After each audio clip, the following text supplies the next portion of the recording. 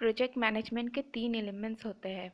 इन 3 elements को हम लोग फेजेस भी बोल सकते हैं। पहला फेज है प्लानिंग, दूसरा है शेड्यूलिंग और तीसरा है कंट्रोलिंग। प्लानिंग फेज में आज पहले हम लोग डिफाइन करते हैं अपने प्रोजेक्ट के ऑब्जेक्टिव्स को। फॉर एग्जांपल मान लो कि आपको अपना एक घर बनाना है।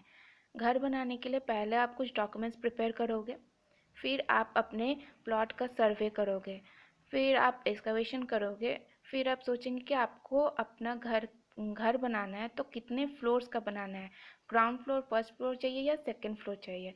फिर आप सोचेंगे कि कितने रूम्स चाहिए, आपको स्पेस चाहिए होगा अपना व्हीकल्स पार्क करने के लिए।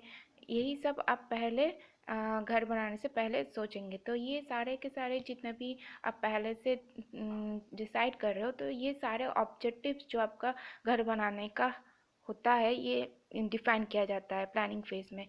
फिर आते हैं टास्क को लिस्ट करना। जैसे कि आप घर बनाओगे तो आप पहले सर्वे करोगे, वो एक टास्क है। फिर आप एक्सकवेशन करोगे, ये भी एक टास्क है। फिर आप फाउंडेशन करोगे, फिर कॉलम कास्ट करोगे, स्लैब कास्ट करोगे, ब्रिक वर्क करोगे। तो ये सारे टास्क आप परफॉर्म करोगे, पर ये टास्क को आप लिस्ट करोगे सिक्वेंशियल मैनर में, किसके बाद कौन सा करना चाहिए। ये सारे टास्क हम लोग पहले लिस्ट कर देते हैं। फिर हम लोग हर एक टास्क के लिए आपको इक्विपमेंट्स की ज़रूरत पड़ेगा, मटेरियल्स की ज़रूरत पड़ेगा। जैसे कि सर्वे करोगे तो आपको कुछ इक्विपमेंट्स की ज़रूरत पड़ेगा, आपको मेजरिंग टेप की ज़रूरत पड़ेगा सर्वे करने के लिए। फिर आप एक्सकवेशन करोगे तो उसके लिए आपको मैन पावर का ज़रूरत पड़ेगा, या फिर आप कोई मशीन यूज़ करके आप अपना एक्सकवेशन वर्क कर सकते हो। फिर आप फाउंडेशन वर्क करोगे। फाउंडेशन वर्क के लिए आपको स्टील रिइंफोर्समेंट बार्स चाहिए, जैसे कि 8 mm बार, 12 mm बार, 10 mm बार, ये सब आप यूज़ करते हो फाउंडेशन वर्क करने के लिए। कॉलम कास्ट करोगे, कॉलम के स्टील रिइंफोर्समेंट बार्स के लिए आप जैसे कि 16 mm बार सब यूज़ कर सकते हो। कॉलम कास्ट करोगे तो उसके लिए आप सीमेंट, सैंड, एग्रीगेट ये सब भी आपको चाहिए होगा।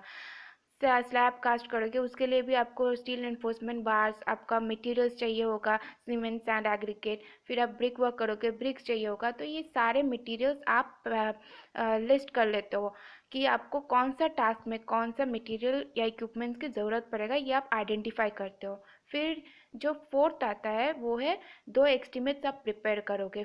एक होता है कॉस्ट एस्टिमेट्स और एक होता है ड्यूरेशन एस्टिमेट्स।